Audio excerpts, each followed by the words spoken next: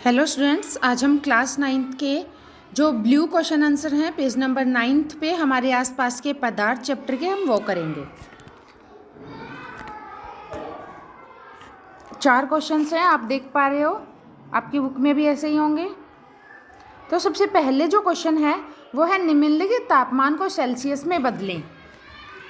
किसी भी तापमान को केल्विन से सेल्सियस और सेल्सियस से केल्विन में बदलने के लिए 273 जो नंबर दे है उसको आपको याद रखना है। यदि आप किसी को भी केल्विन से सेल्सियस में बदल रहे हो तो उसमें क्या करोगे, -273। सिर्फ ये बात करनी है आपको।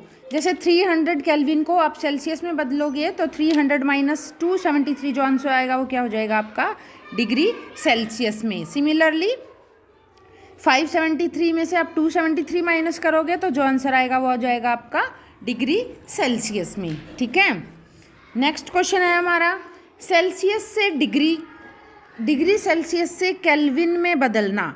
डिग्री सेल्सियस से आप केल्विन में बदल लोगे तो आप करोगे +273। जैसे 250 डिग्री सेल्सियस है, पानी का क्वथनांक यानी कि बॉइलिंग पॉइंट 100 डिग्री सेल्सियस होता है, इसलिए 250 डिग्री सेल्सियस पर पानी गैस अवस्था में होगा। ये अभी जो मैं बता रही हूँ ये आपके इसके आंसर्स हैं, लेकिन ये तो मैंने जो सेल्सियस से केल्विन में बदलने की प्रक्रिया बताई थी, ये मैंने क्यों बताई थी, ताकि आपको केल्विन से सेल्सियस में इससे पहले वाले पर्सन में आ गया था और इसमें आपको सेल्सियस से केल्विन में बदलना आ जाए। वैसे इसमें क्या पूछा है क्वेश्चन में कि इस तापमान पर जो जल है उसकी भौतिक अवस्था क्या होगी। जल की भौतिक अवस्था की बात करें 0 डिग्री सेल्सियस पे, 0 डिग्री सेल्सियस पे क्या होता है,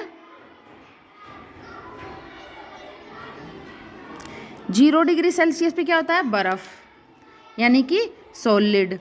फिर वो 100 पे उबलता है और 100 से अगर ज़्यादा हो गया तो वो क्या बन जाएगा, गैस। तो 250 100 से ज़्यादा है तो इस पे क्या होगा, गैस में होगा। और 100 पे क्या होगा,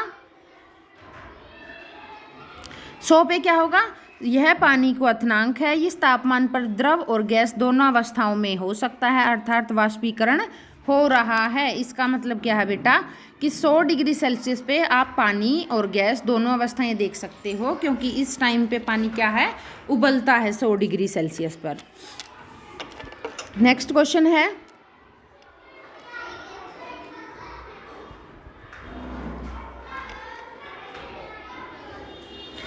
किसी भी पदार्थ की अवस्था परिवर्तन के दौरान तापमान स्थिर क्यों रहता है। ये कह रहे हैं बेटा कि मान लो मैंने बर्फ़ पिघाल के मैं उसको पानी बना रही हूँ, ठीक है। तो कह रहे हैं वो अवस्था जब बर्फ़ पिघल के जस्ट पानी बनी है, जस्ट पानी बनने का मतलब कि बर्फ़, आपका जो बर्तन है उसके अंदर बर्फ़ भी है और पानी भी है, उस टाइम पे आप देखोगे तो बर्फ़ की जो तापमान होगा वो भी 0 और जो पानी का तापमान होगा बेटा वो भी 0 डिग्री सेल्सियस होगा। ऐसा क्यों होगा वही हमें बताना है। जब कोई पदार्थ अपनी अवस्था बदलता है, बर्फ़ से पानी या पानी से भाप बनता है तो उसे गर्मी मिलती है, लेकिन इस गर्मी का उपयोग तापमान बढ़ाने में नहीं बल्कि अणुओं के बीच बंधनों को तोड़कर उनको थोड़ा सा ढीला करने में होता है। इस कारण अवस्था परिवर्तन के समय तापमान स्थिर रहता है। ठीक है, उदाहरण क्या है इसका, बर्फ़ जब 0 डिग्री सेल्सियस पर पिघल रही होती है तो वह तब 0 डिग्री सेल्सियस पर ही रहती है, तब तक वह पूरी तरह से पानी न बदल जाए। अभी मैंने बताया कि एक बर्तन में जब तक पूरी बर्फ़ होगी ना होगी या फिर पूरा पानी नहीं होगा तब तक उसका तापमान 0 ही रहेगा, पानी का भी और बर्फ़ का भी। नेक्स्ट क्वेश्चन है हमारा वायुमंडल गैसों को द्रव में परिवर्तन करने के लिए कोई विधि सुझाइए।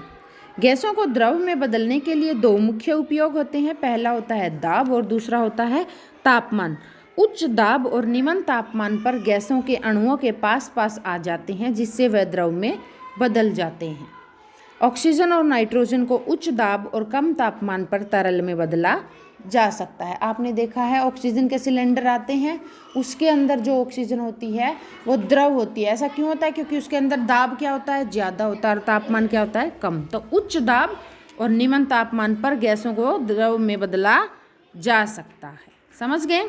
यदि आपको इसके अंदर कोई भी डाउट है या फिर आपको किसी और कंटेंट पे कोई वीडियो चाहिए या फिर आपको कंटेंट चाहिए तो आप कमेंट सेक्शन में टॉपिक का नाम मेंशन कर दीजिएगा। Thank you.